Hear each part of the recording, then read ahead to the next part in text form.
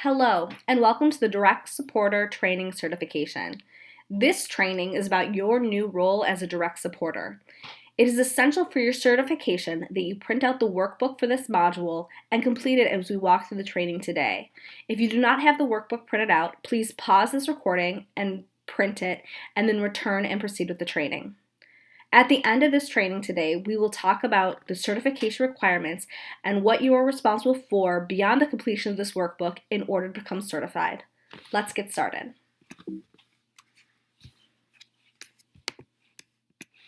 Congratulations! You are now a direct supporter. Today, we are going to talk about what that means. Your role has changed drastically overnight, and we will talk about those changes and how to show up every day as a direct supporter to be successful and to support your team. So as a direct supporter, what does that mean? At Fathom, a direct supporter is a leader who is responsible for helping empower employees by unleashing their skills and creating an avenue for a long runway. The bottom line is that your role overnight has changed in two big ways. It's changed in many ways, but really it's changed in two incredibly large ones. First of all, you are now seen as a leader on a significantly larger scale than before. What does that mean? Well, by being supported into a direct supporter role, it indicates to all of those around you that you have been doing something right. And therefore, for those people to grow, they need to do what you have done in order to proceed along the growth path you have. Therefore, every time that you take an action, you need to be thinking about exactly what your actions mean to those who see it. You are now looked under a microscope of your actions and your words. So every time you talk, you want to think about what that is portraying to those around you as they're looking at you for cues on how to grow and develop and how to proceed down the exact same growth path you have. The next role, or I should say the next thing the next way that your role has changed is that you now have a dual role in every task. So what that means is, first of all, the reason you got to where you are is you're an incredible executor. However, your role is now being more than an executor. You are now responsible for ensuring those around you are able to execute at the highest level. So not only are you responsible to continue in the execution at a high level that you have, your additional role is a coaching role. And that means that in every project and everything that you do with others, you're now wearing two hats, the execution hat and a coaching hat. And in wearing the coaching hat, you are to observe the individuals that you support in action, whether on calls, whether doing projects, whether they're talking to clients, and then you're to give them feedback on an ongoing basis on what they've done well, how they could improve, etc. Those are the ways in which they're going to grow. So these two ways are the biggest two ways in which your role has changed overnight. So what are the expectations of you? So first of all, as a direct supporter, we expect you to provide guidance and training to the individuals you support so that they are able to do their role at an A level. In addition, it is essential that you provide feedback as mechanisms for growth and development. And there's lots of avenues to provide that feedback. First of all is the monthly reviews. It's vitally important that you're doing monthly reviews with your teammates. Do not miss these. This is essential for your teammates to know how they're performing and to know how they can grow and develop. There's an entire training in this training curriculum about how to show up in the monthly reviews and how to handle those monthly reviews to make sure that they're the most fruitful for both yourself and the person you're supporting. But as a minimum, it's important for you to know that these monthly reviews are requirements. It's also important to show up selflessly and ready to serve the individuals you're supporting during those reviews. If it's allotted for an hour, show up for that hour, and that goal of the hour needs to be really being selfless and coaching and developing. It also means looking at the review ahead of time, filling out your portion, really being there to show up for that individual. It's important to note that feedback goes beyond monthly reviews, however. It's day-to-day basis. It's after you see them in action. The next piece is part of providing feedback is performance improvement. So it's your responsibility to coach when performance is not there at the moment you see performance issues happen. One of the biggest mistakes I see, especially with new managers, is they see performance issues, whether it's in poor work, missed deadlines, poor attitude, etc. And they don't say anything about it. They don't do anything about it except for maybe write a note to themselves. And then if they do that, their person that they're supporting cannot change what they're doing and cannot succeed. I say here, letting individuals work without coaching on how they are missing expectations and how to improve to meet expectations is a detriment to the individuals you manage. So not calling them out on performance issues at the moment that you see them happen is actually setting the people that you support up to not succeed. It's setting them up to fail. The next expectation of you in a direct supporter role is to remove obstacles in the way of top performance. So as your teammates run into obstacles, and it might be, in people that they work with, it might be in the work itself, it might be in the clients, but as they run into these obstacles, your job is to help them navigate to work beyond these obstacles. I want to be clear here. Your job is not to be the hero and come in and remove them for them. That will create dependence on you, and that's not a help long term. Your job is to help coach these individuals on how to remove the obstacles themselves. So coach them on how to have the conversation, coach them on how to do the work. There may be some very rare times where then you have to go in and help as well, but if you can really coach them to overcome these obstacles, they're going to be set up better to succeed. Lastly, of the expectations for you is to provide opportunities for growth and development. Your job is really to help these individuals continue on their growth path. So how do you provide these opportunities? You find areas for them in which they can practice their skills, grow their skills, etc. I love this quote from Spider-Man. With great power comes great responsibility. You now, in this direct supporter role, have incredible responsibility on your hands. There's these great stats out there about the impact of bad bosses on a company and how prevalent bad bosses are. So here at the bottom, you see 3 out of every 4 employees report that their boss is the worst and most stressful part of their job. Not the work itself, not their clients, but actually their boss. A lot of it is because the boss is not there to support them and actually causes more harm than good. Another stat here is 65% of employees say they take a new boss over a pay raise. So poor bosses have such a negative impact on employees, they would rather just have them gone than make more money.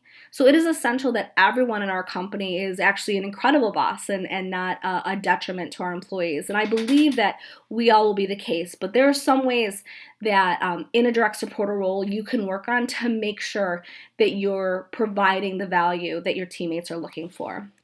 So there are 13 key principles we're going to talk about today in regards to being a good manager. And I put manager in quotes because we don't use that term, we use direct supporter. But in going through this, it just makes sense to use the word manager as more of a short-term or shortcut default as opposed to saying direct supporter every time. So we're going to go through these principles, and it's important to note these principles because if they're very front of mind as you're entering this direct supporter role, then you'll be able to use them on an ongoing basis. And if you use them, then you're going to have a better relationship and be much more successful in your direct supporter role. So first of all, principle 1 is a good manager leads by example. I love this quote from Peter Drucker. Your first and foremost job as a leader is to take charge of your own energy and then to help to orchestrate the energy of those around you. So regardless of what's happening in your life, you need to lead by example. You need to harness the energy, even if there's chaos going on, and then help those around you do that as well to move forward. We talked about this as we talked about how your role has changed as a manager. You're now seen under a microscope, and every action and every word that you say is indication to those around you of how they should act. So it is essential that you lead by example. Unsuccessful bosses, they believe in do what I say, not as I do. So they might walk around negative all the time and then yell at you for not being positive all the time. That doesn't work. That's what makes them unsuccessful. So you really want to make sure you're leading by example. The next one is a good manager has 6 positive interactions for every 1 negative. So what does this mean? There's been an incredible amount of work in positive psychology and the impact of positive psychology in business over the last 30 plus years. And one of the things that was found is people are more productive and effective when they're praised 6 times more than criticize. So every time there's a negative, there's 6 positives that have happened before or around that event. And in that situation, people are more productive and effective. Another way to think about it is that everyone has an emotional bank account. And every interaction you make either deposits or withdraws from that person's emotional bank account. So as you're working with your teammate, if you're giving them praise, you're depositing into their bank account. If you're criticizing or coaching due to negative issues, you're taking withdrawal from the bank account. It is essential that the bank account is always positive, right? You don't want to default on your relationship. And so by making sure to have 6 positives to every negative, you're making sure that you have a bank account that's overflowing. So when you do have to have these negative conversations or criticism-based conversations, they will be well received because the bank account is so large. It is important to note that shooting for all praise can lead to negative performance. So one might think, well, if it's more successful to have more positives than negatives, why don't I just only have positives?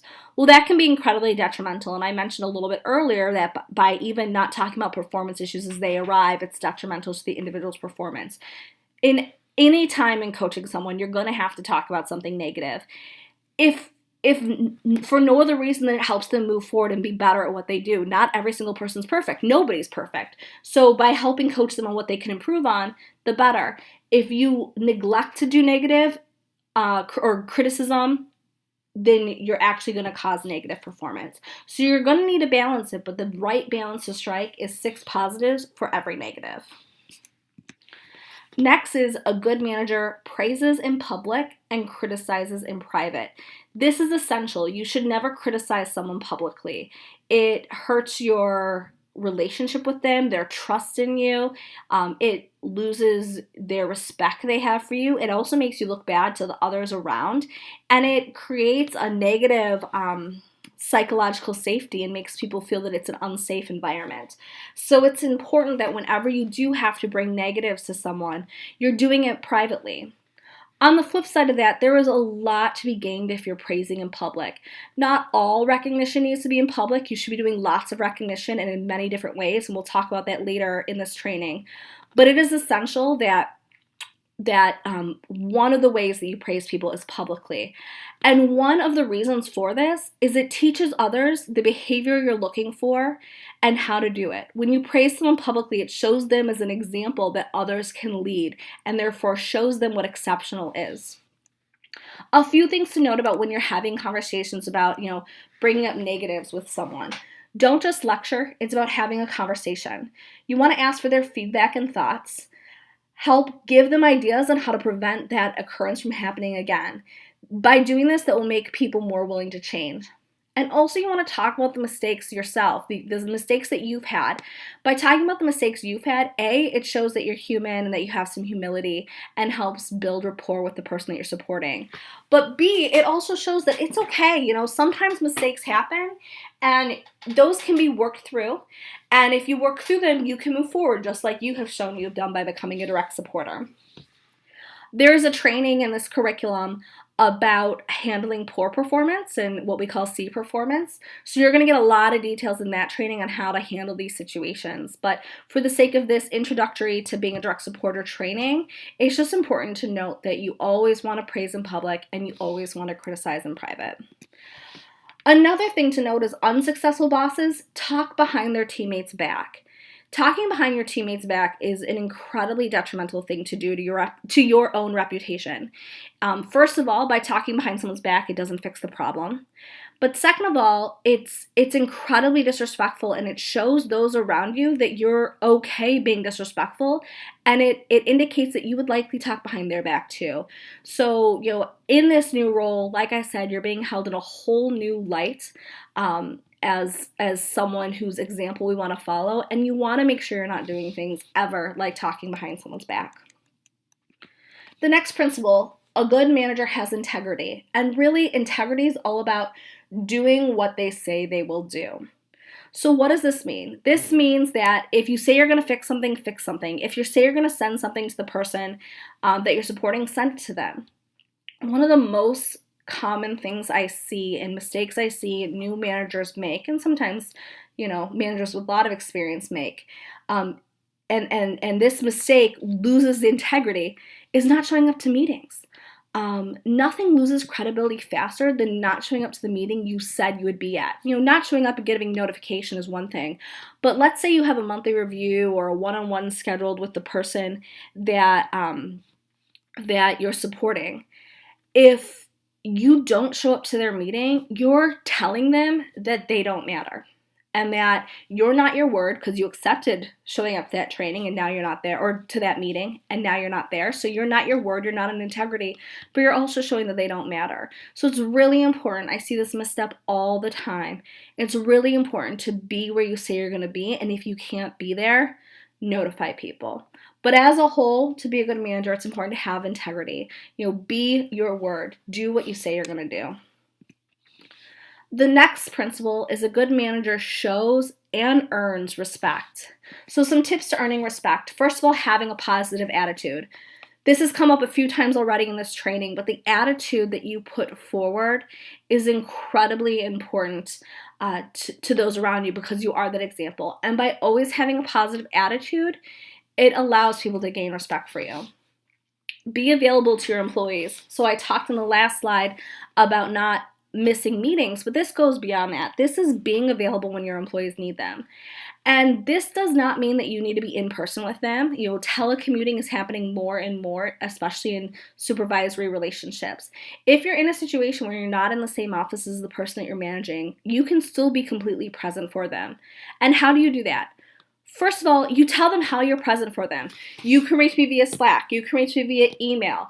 You set up huddles with them, maybe daily huddles or weekly huddles, but you go out of your way to make sure that they know how they can reach you and how they can support you. And then when they reach out to you, in the mechanisms that you tell them that they can reach out, give them what they're looking for. It doesn't have to be instantaneous, but within a few hours, at least respond back with, hey, I saw this, I'm going to get you this at this time. Actually be responsive. That's what people need in someone that's supporting them, is someone to be responsive, to help them through the times when they're raising up their hand and saying that they need help. Next way to earn respect is offer to help. So, a lot of times teammates are stretched thin. They feel like, they're never going to get out of something. Just by offering to help helps you earn respect. 90% of time people don't accept it, but by having the offer that you're going to help, they feel like their load is more bearable, and they feel that they can do it and that you're there to help them, and that gains respect for you. Next one, we talked about this already, is appreciate your team. You appreciate what they've done for you, especially when they go above and beyond. And we talked about this as well in integrity, but be accountable. The quickest way to lose respect is not being your word. So make sure that you are accountable and do what you say you're going to do. Some traits of unsuccessful bosses is doing things like saying, I'm your boss, so you have to do this, or being arrogant, prideful, and flexible. Always having to be right, or always having to be the smartest person in the room. Being rude, talking down, yelling, throwing others under the bus, being authoritarian, or having mood swings. All of these things will lose the respect that people have of you. Next principle is a good manager appreciates their employees. And we've talked about this, I believe, in the last 2 slides as well. So obviously this is incredibly important. Your employees need to know that what they're doing you appreciate, especially when they go above and beyond. There are many ways to do this. You can send love via Slack. You can send a note via TinyPulse. You can send an email. You can recognize them in front of a team meeting or a company meeting. An incredibly powerful tool that not enough people use. You can write a handwritten thank you note, or one step further, write a handwritten thank you note and send it to their home. Think of how touching it would be to receive a thank you note at your home about the work you've done, and what that says to your family, who oftentimes loses you to work because you're committed and you're working extra hours, etc. Something as small as a handwritten thank you note goes a long way in appreciating your employees. And you want to make sure that you're appreciating your employees more than once a year. You want to do small things throughout the week and the month, like sending love, etc. The next principle, a good manager holds himself and team to the highest standard. So what does that mean?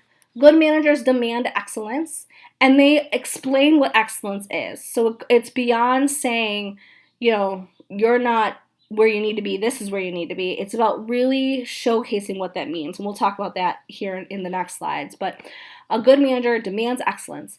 They deal with mediocre performance immediately. So, coaching, having those conversations, if need be, termination. And again, this is covered in the training on how to handle C performers.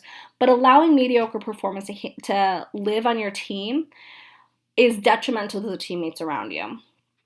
And lastly, a good manager doesn't play favorites. It's really important to think about this because you might not think that you're playing favorites, but as we've mentioned this training multiple times, you are now looked under a microscope as a leader and as someone that everyone wants to emulate. So your actions are seen in a whole different light.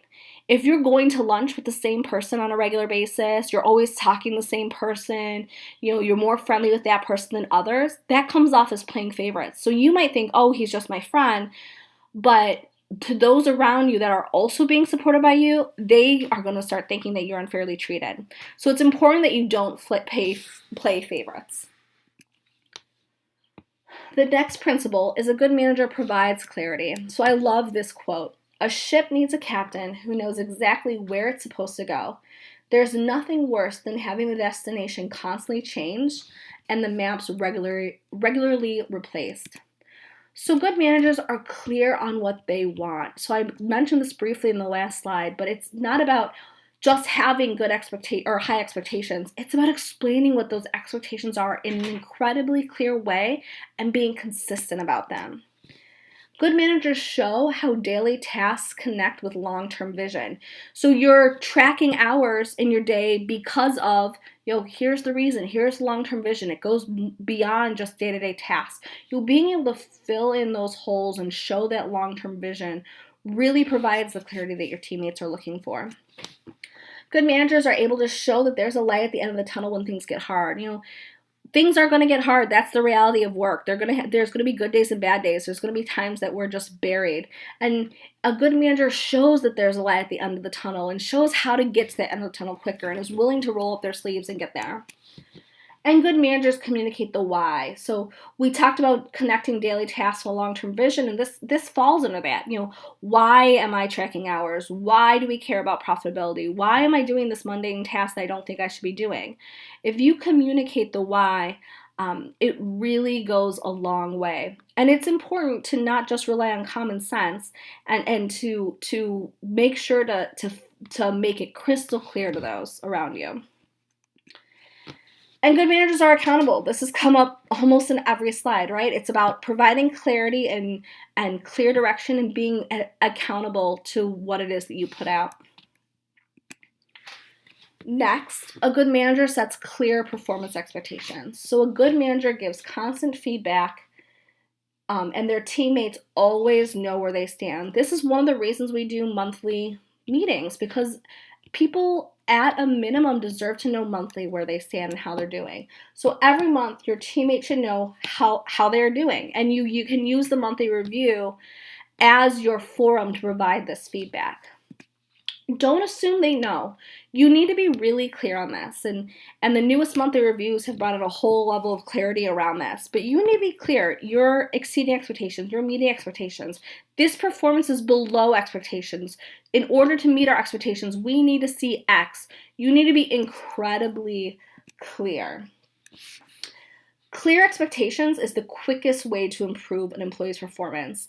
As mentioned, we're going to go through details about this in the how to manage C performer training, but one of the biggest mistakes I see managers make is not give clear expectations, and therefore they're having poor performance. And as soon as they start giving these clear expectations, performance turns around. It's really easy. Do not rely on common sense. That's one of the biggest mistakes I see. Well, they should know that they need to do it this way.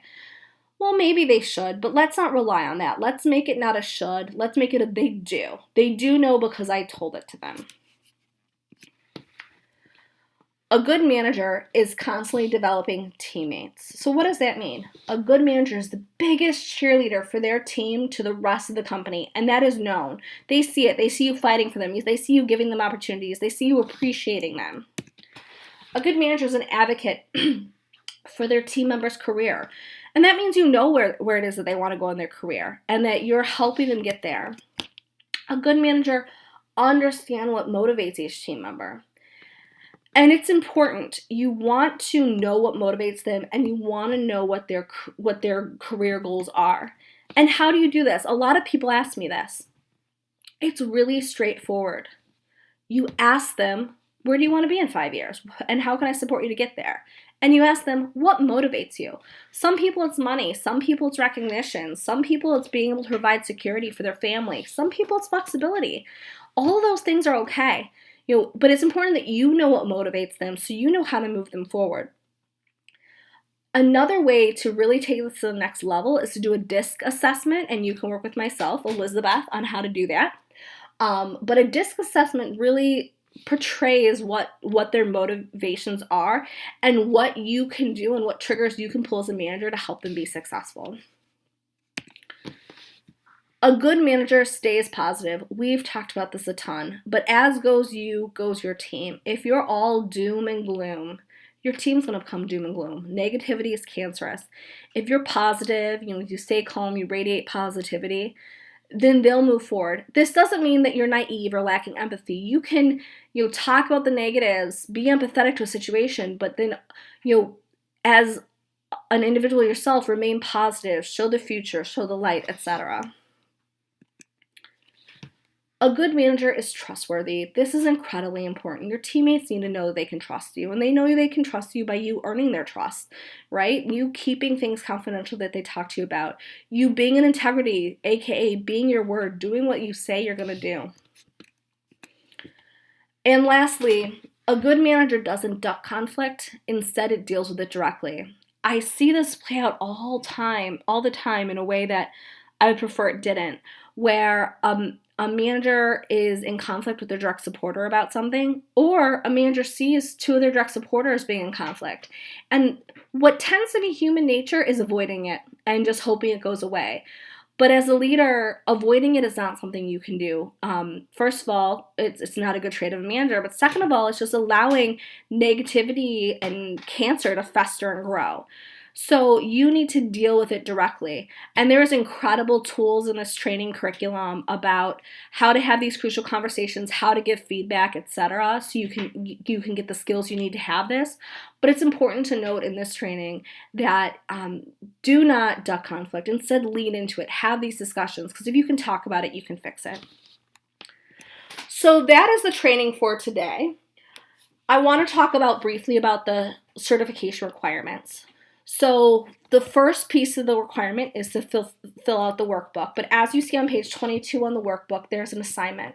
So today, now that you've taken the training, I suggest doing it right after you finish here.